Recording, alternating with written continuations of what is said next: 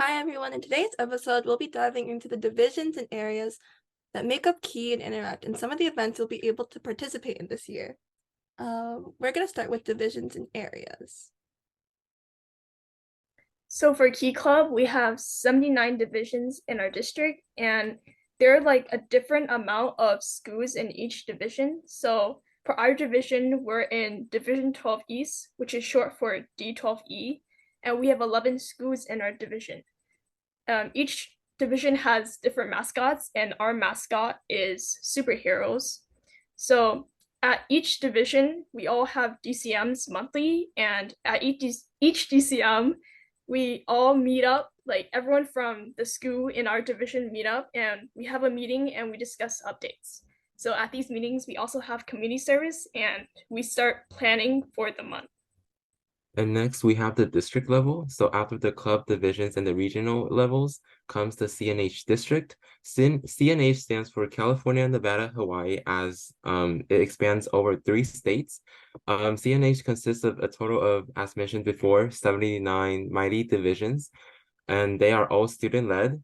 And the mascot of CNH are bees. And one fun fact about CNH district is that we are the largest district in Key Club International. The biggest event for CNH each year is the district convention, or DCON for short, which will be further explained later. And personally for Piedmont Hills, our club, we received the Distinguished Newsletter Award during the district convention, where Annie, Andrew, and myself received the award from the district. And we received a medal and a certificate. So it was a super cool experience and it was very exciting.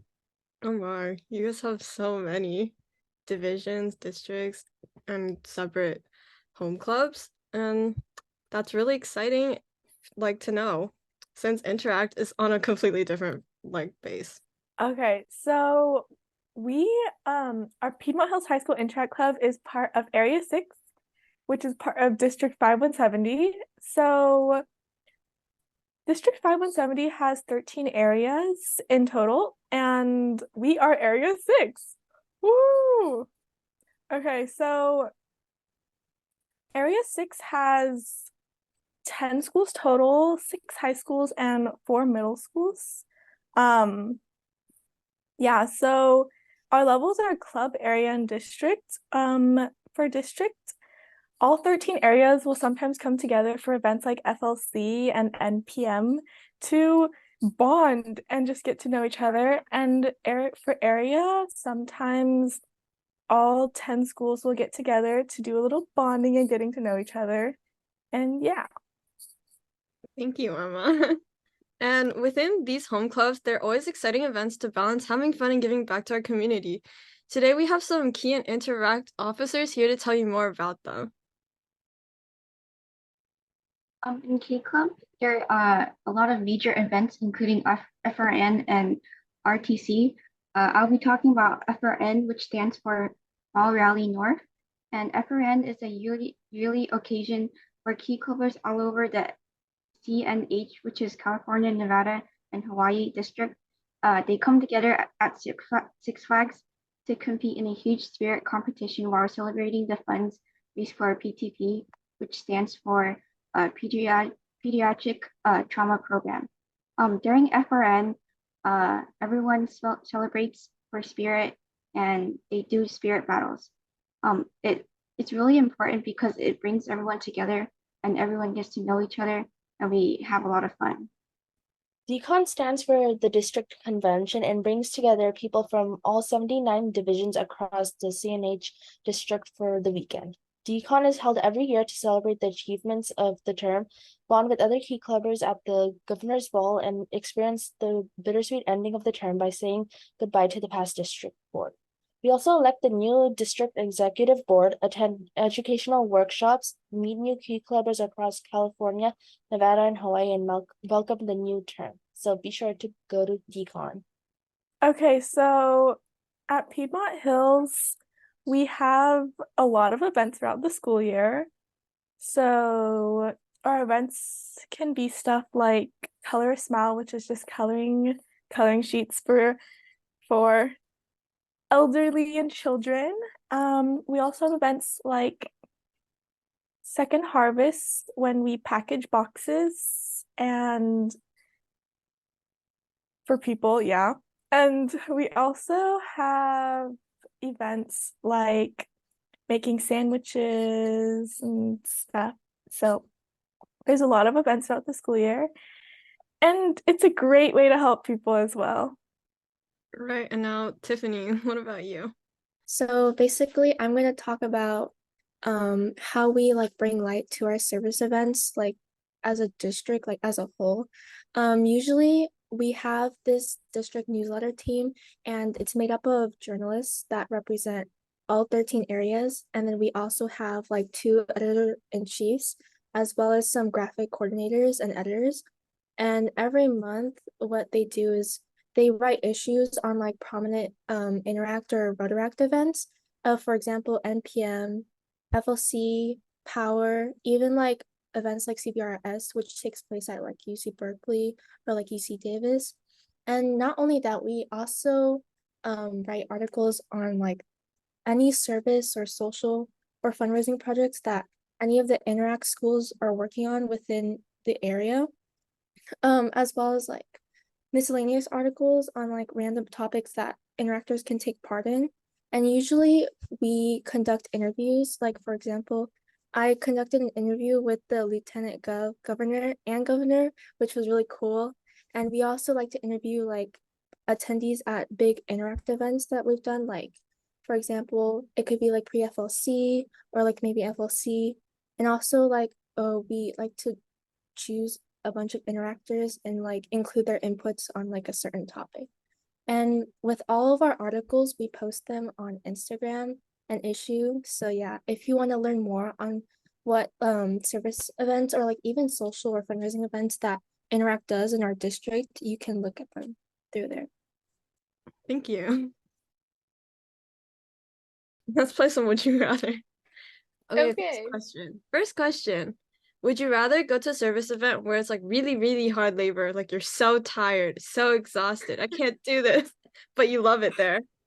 Or would you rather go to a service event where it's like super chill, like you're chilling and the work is super easy, but it's like really, really boring? I think I'd pick the first one because it would be more memorable. I would rather go to a service event that's a lot of work because I believe I want to spend my time wisely because I like being a very productive person. And if I attend a service event, I might as well just go to make memories because that's what I'm mainly there for and to help others rather than if I go there and it's really boring. I feel like I'm not really making as many memories and I'll probably get tired more because I'm not doing much. So, yeah, that's my answer. Yeah, I think the same thing. Like, if you think about it, if you did an event where it was like really like labor inducing, sweating, like blood, well, actually not blood, but like, you know, like you would feel like so good after, right? But then if you're like at a service event where you just like, I don't know, did like if it was really boring, right? You would be like, oh yay, I finished. Like you're not gonna remember it. Like it's gotta be memorable. I am actually the same. I prefer when it's like really hard work because it just makes it so much more fun, especially when you go with friends. Like at Water Lantern Festival, it was like 8 hours, but it was still so much fun and I loved it so much. I also agree with her answer. The reason behind this is that I like to feel productive with what I do, and I like to be a part of something that's more meaningful, and that just makes me feel better as a person and as like a volunteer in the club. So it makes me feel better how like, oh, I know that I'm making like a bigger difference when I attend this event as opposed to other events that I could be spending my time spending in. So that's why I thought that this answer would be the best. What about you, Katie? What are your thoughts? Yeah, I also agree because I'd rather make like a greater impact than do something that's not really impactful. Yeah, I'd have to agree with you guys. I'd probably go with the first event. I think in general it'd be more memorable, like you said, and probably more impactful for like the overall community. Plus, you get to connect more with the people you're working with if you're struggling. Oh yeah, and also I just realized that, if it's like hard, like you're carrying like lifting a lot of heavy things, it's like a great opportunity for you to exercise and like work out, because like, in as a senior, you don't have PE class, right? And you're just sitting here all day doing your homework. So attending this type of service events is like beneficial for both the event organizers and also for yourself. Yeah, I would say I'll pick the first one. If it's like really tiring, but I'm loving it, then there's a reason for me to be there. I'll actually remember it and I won't just be bored and let like just sit there because that's not giving to the community. It's like you have to enjoy it, they have to enjoy it, and it's fun. And like Chao Chi said, exercise because we don't have PE anymore. Okay. Would you rather listen to only one song for the rest of your life or only eat one type of food for the rest of your life? I think I would rather listen to Actually, no, yeah, I would rather just eat one food for the rest of my life because I can't listen to music over and over again. I think if you know me, I really like music and I rather explore my taste, even though even if I'm like sacrificing my food, it's okay because I'm not a picky eater, so I don't think it would really matter. But when it comes to music, I need to listen to different types of music. I can't keep listening to the same one or I will get kind of annoyed. For me, I think it's kind of different because I can go without listening to music for like days because I'm not really like a music listener. But for food, I can't just eat the same food because I just really like food. Yeah. For me, I agree with Katie because, I feel like just eating the same food every single day, like, rice with veggies, like that's like if it's like super repetitive, you'll get very tired of it. And if it's music, you have an option to like not choose to not listen to music. And for food, you have to eat because you wanna be like energized throughout the day and everything. So I feel like having like a variety of food that you can eat with no restrictions as opposed to restricting the type of music I listen to is like more ideal for me. I think listen to one type of song, because if it's a good Taylor Swift song, then I can like live by it for the rest of my life. I can't live without like eating different food. Like you like just imagine every day you're like, oh, I'm so hungry for a donut, and then you get ramen. Sustenance. Think about it. And like even if I can't listen to any other songs, I can just play it in my head. And then so I'll be like listening to it, but not really. It still works. It still works. Listening to your demons sing to you is not the same as listening to SZA. Respect them. I agree. All right, what about you? What are your thoughts? Personally, I would not like to listen to my demons all day. So I will have to go with only eating one type of food for the rest of my life. I get sick of music so easily. So yeah. And it's okay because as long as I find good food, like if I find one really good food, I can eat that forever. So real. Yes. How good would it be after the 10th week? It's probably not that good. It's never that good. But that song will never be the same for me if I listen to it every day for like a week. Mhm. Oh, I'm gonna have to agree with Lori right here. Yeah. Oh, as a music student, I can't stand listening to the same thing over and over again. But for food, yeah, I think if I had to eat rice every day, I would probably live. I'm not that picky with food either. But music, it's my life. I gotta shift the genres all the time. Yeah, I think I have to go with music too. Because if I have to listen to the same thing, I'm gonna lose it. I'm not gonna be able to take it.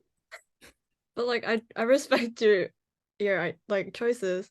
Cause yeah, food, there's a lot of good food I've been missing out on. And last question. Would you guys rather like have a pause button so you can pause your life anytime, any moment, and you just stop. The world just stops for a bit. Or would you rather have a rewind button and you'd be able to go back in the past? I think rewind time because it's just more interesting. Like I can see like past events and that stuff. Okay, I'd rather pause because like I can't relive all that again. Like it feels like a fever dream to me. Like No taxes. No house payments. No mortgage. oh my God. And if you think about it, like imagine like I have everything I know right now, right? And all of a sudden I meet Christina from like You're gonna be jealous. I'm so smart and intellectual. yeah, like it's too complicated. But if I could pause time, like I could just I could pause everyone, like oh, and then I could, like so yeah, I would choose that. Okay, I would choose to pause time. Because sometimes I need a little break, like Emma needs a break from life. Emma is tired. Emma doesn't want to deal with people. Yeah. And also like even though we have a bunch of great memories in the past, there's also a lot of embarrassing stuff that I don't want to relive. So You can change it all. You could be a better person. You could be whoever you wish you were. I would meet the coming child back for genius you. Christina. Coming for you and your family this season. I think for me, I would rather have a rewind button because I actually made so many memories in like the past few years and I would love to go back to it. Like, for example, I went to Disneyland and I actually really want to go back to that because it was so like not stressful, but stressful at the same time. But being with your friends made it not stressful at all. So I think that's like a really good choice just to rewind that whole thing, just the whole thing, just rewind like elementary school, middle school, just everything. But I think if you pause, there's like nothing really going on. Even though like sometimes people want to pause because they're really stressed out, but I won't really make much memories out of that. So I would rather do the rewind button because I want to go back and revisit my memories, and I don't really want to live like right now and pause it because it's still going to continue on. For me, I feel like I'm stuck between, but I prefer the rewind better because if you think about it, like once time is like past, it's past, you can't go back. So having this opportunity is like very unique and is you can pause time and like absorb in the stuff that's happening in your life anytime.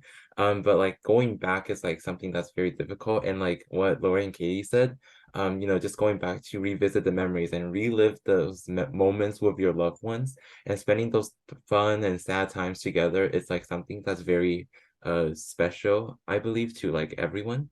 So that's why I think that this is like my preferred option over pausing. I think I probably go to the past because like I want to relive my childhood. I don't want to be stressed. I just want to maybe I can get some academic validation while I'm at it. That's so real. I feel like rewinding time would be kind of cool though. I want to go back to when I was a child.